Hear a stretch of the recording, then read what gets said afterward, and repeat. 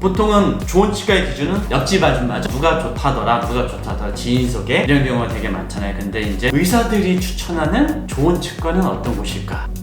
치과에서 생각하는 좋은 치과는 어떤 치과일까? 피해야 될 치과는 어떤 치과일까? 이런 것들에 대해서 한번 여러분과 허심탄회하게 얘기해 보도록 하겠습니다. 환자분들은 내가 치료받았던 경험에 근거해서 좋은 병을 선택을 해요. 안 아팠다, 친절했다, 설명을 잘했다, 이런 감정적 느낌으로 좋은 병원을 선택을 하는 반면 의사들은 과학적 접근으로 선택을 해요. 무슨 말이냐면 이 치료의 진단이 맞느냐, 이 치료에 대한 결과에 대한 확신을 하느냐, 또는 이걸 얼마큼 네가 워런티를 할 수 있느냐, 서로 접근 차이가 있어요. 좋은 치과에 대한 그 갭이 생각보다 의사가 볼 때와 환자들이 볼 때 차이가 큰 것 같아요. 제가 추천해 줄 수 있는 병원들에 대해서는 피해야 될 병원에 대해서 제 개인적인 의견을 한번 얘기해 보도록 하겠습니다. 너무 과잉친절해요.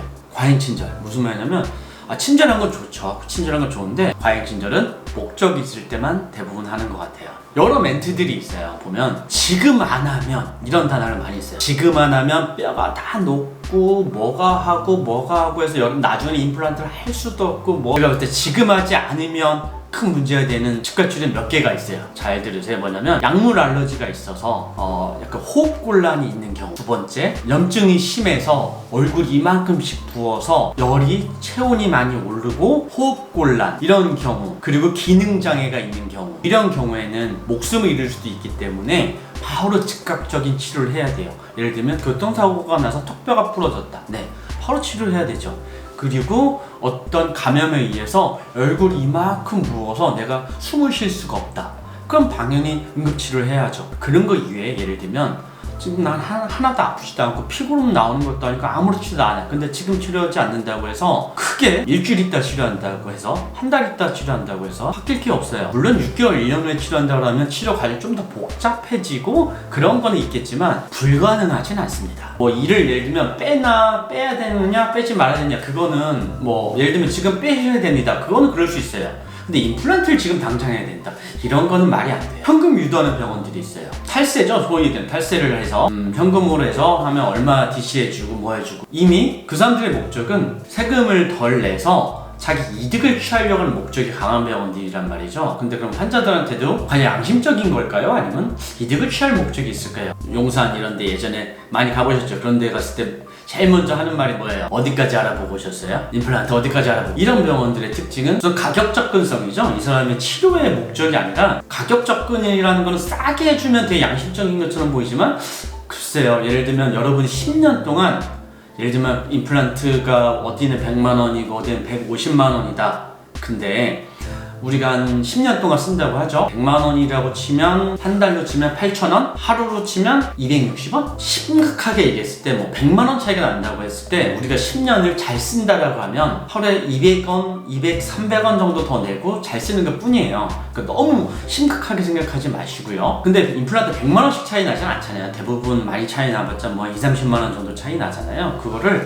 근데 이 병원은 뭐 5년, 10년을 잘 쓰게 해주는 병원은, 이 병원은 그냥 단지 저렴하기만 해.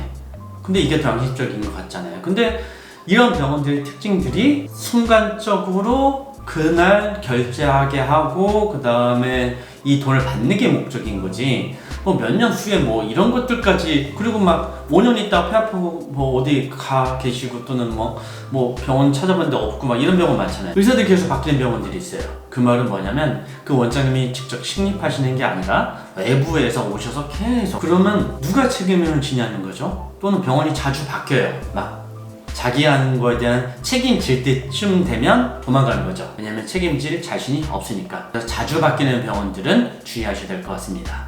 임플란트가 한 2, 30만 원 정도 차이가 날 거예요. 뭐 개당 뭐 비싸면.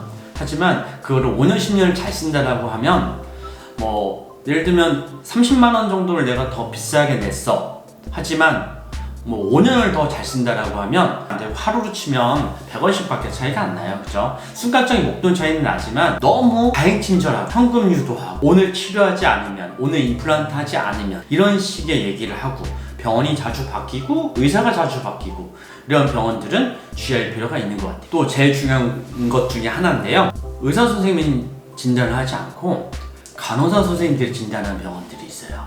가면 하고 있으면 간호사 선생님들 와서 뭐 축지 다 체크하고 의사 들어와서 치료만 하고, 이런 병원은 절대 삐 가지 말아야 될 병원이죠. 왜냐면 진단은 의사의 고유 권한이죠. 근데 그런 데의 병원의 특징이 뭐냐면 이 간호사들은 매출과 관련돼서 인센티브를 받고 있어요. 그렇기 때문에 간호사들 같은 경우에도 그러면 충치를 많이 적어놓고 뭐 의사도 대충 그걸 맞춰서 적당히 치료하고 이런 식의 병원들, 다시 얘기해서 간호사들이 진단하고 의사는 치료만 하는 병원은 절대 가지 말 것. 그 환자를 거의 돈으로 보는 거죠.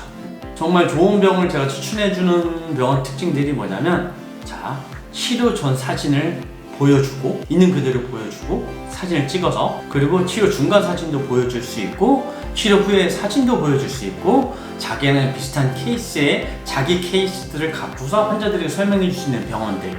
여러분들 보면 무슨 되게 과대 광고라는 게 있어요. 자기네들만 할 수 있는 것처럼 보이는, 세상에 그런 건 없어요.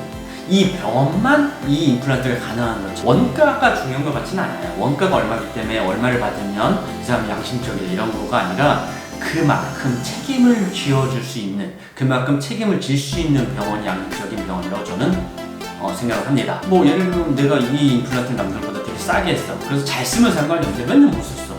그러면 또 수술해야 되잖아요. 결국 돈이 2배로 들잖아요.